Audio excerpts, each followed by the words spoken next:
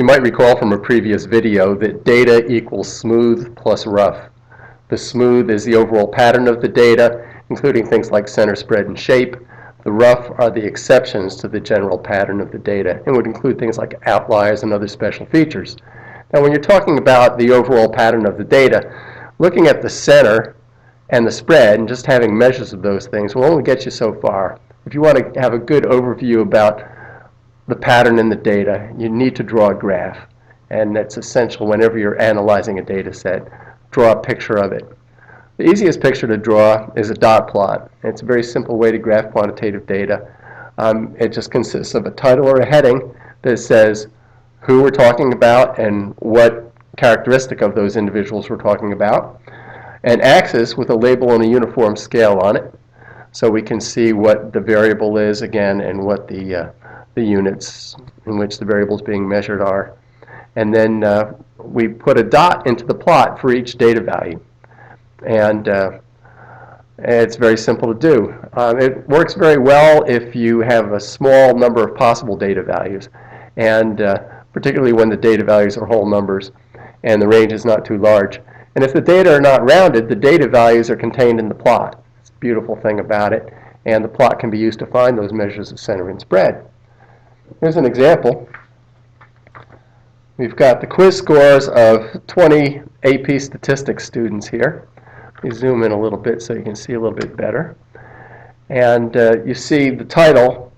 It's pretty self-explanatory. Quiz scores of 20 AP statistics students. The who is the 20 AP statistics students. The what is the quiz scores. And down here we have the axis, which indicates the scores, and it's labeled with that variable. And we're just measuring things in points. Now you can see the axis runs from 4 points to 10 points. We don't have any observations that are below, any scores that are below 4 points or any scores that are above 10 points.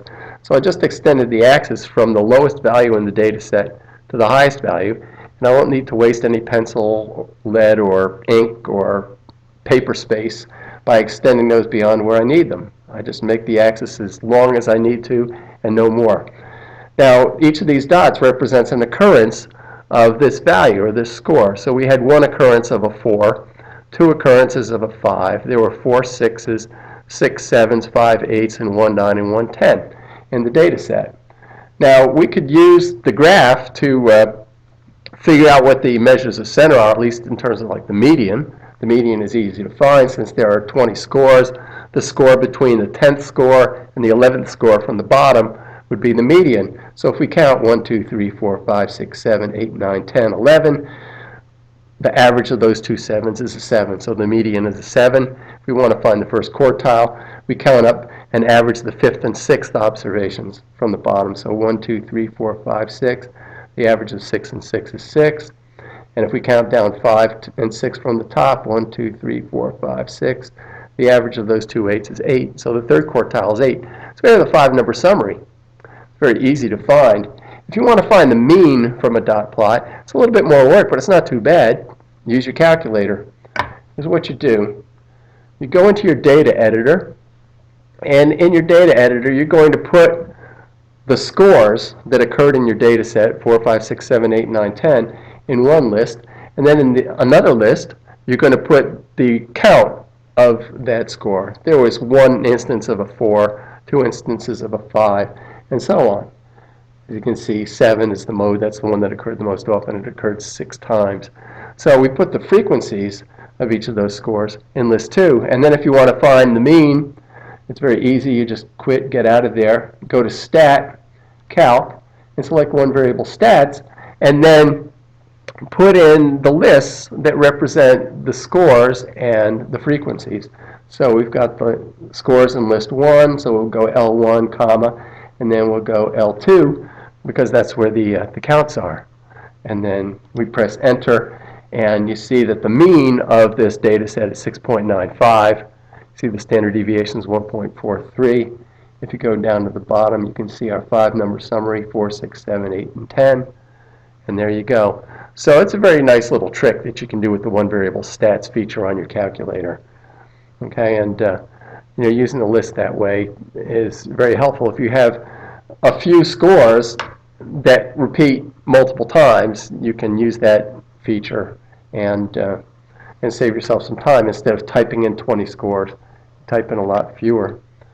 Now, whenever you are doing some exploratory data analysis, it's good to summarize what you see in the data. And I've got a little paragraph here that is pretty much boilerplate. You're going to use this kind of a paragraph whenever you're discussing a data set. On your AP exam, you're likely to have to do this at least once.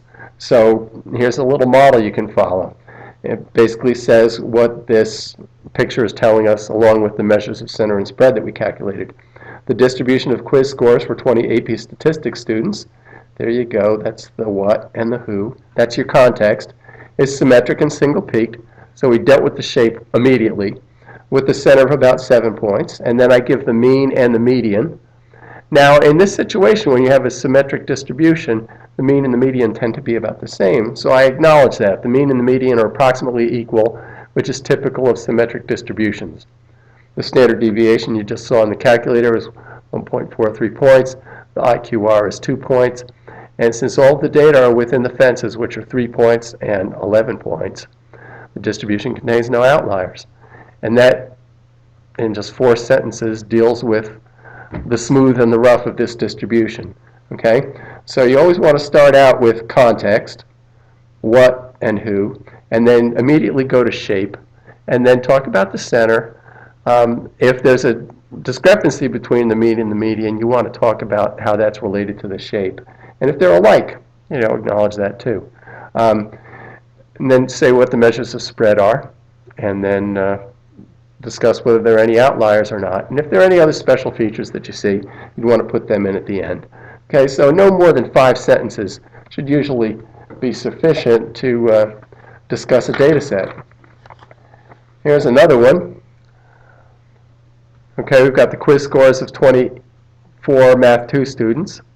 And as you can see, that's the what, that's the who. Here's my axis. It runs from 4 to 10 again. It's labeled with score in points. And you can see I had 1 4, 1 5, 1 6, 3 7s, 5 8s, etc. Okay? If you look at this graph, the bulk of the data over here on the right, and then you have this long tail running off to the left. Okay? That's what they call a left-skewed distribution. It has a long tail on the left side. Okay? I went ahead and I calculated the mean and the median from using the calculator, as I just showed you. And this is the paragraph that describes this data set. The distribution of quiz scores for 24 Math 2 students is single-peaked and skewed to the left, that's the long tail, with a center of about 9 points. Now there's a discrepancy here. I report the mean as about 8.33 points and the median as 9 points. So there's some kind of a discrepancy there. The mean is less than the median, which is typical of left-skewed distributions. The standard deviation I calculated is 1.66 points. The IQR is 2.5 points. Since all of the data are within the fences, which are 3.75 points and 13.75 points, the distribution contains no outliers. And there you go. 1, 2, 3, 4 sentences. This distribution is summarized in a brief paragraph like that. And it's quite simple to do. Here's a third example. We have XYZ Manufacturing. They employ 6 production workers who earn $30,000 a year, 2 line supervisors who earn $40,000 per year, an assistant manager who earns $70,000 per year, and a manager who earns $100,000 per year. And what I've got here is a graph of the annual pay of these 10 XYZ employees. Okay? The lowest paid is $30,000. The highest paid is $100,000. I put pay on the axis times $1,000. I don't want to write a lot of zeros. So this is $30,000, $40,000, etc., up to $100,000.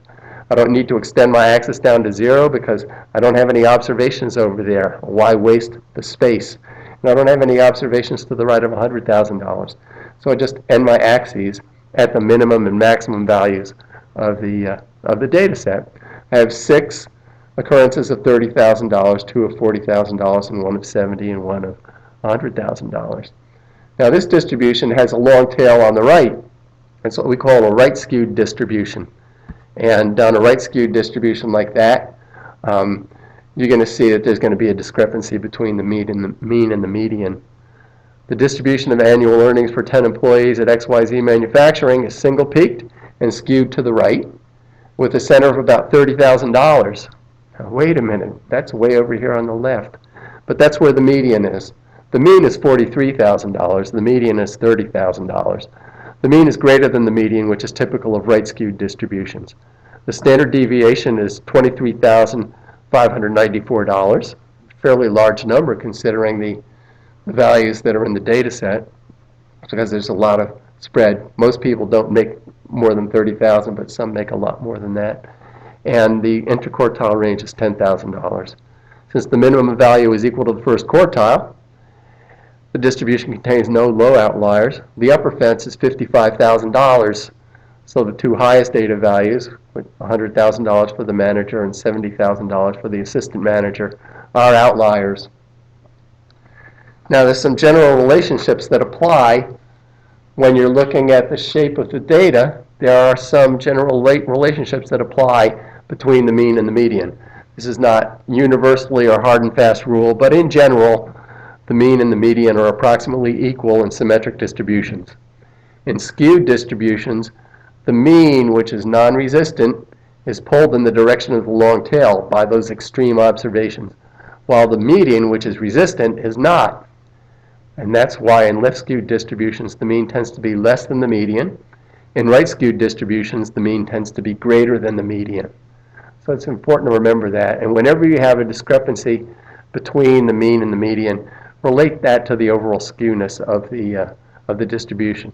Now, as I said, this is not a universal law, but it's a general tendency. Okay? If you have a skewed distribution, or if you have a distribution with outliers, the median and the IQR are the appropriate measures of center and spread. Why? Because they are resistant, whereas the mean and the standard deviation are not. So take advantage of that resistance. Use the median and the IQR for those measures in the presence of skewness or outliers.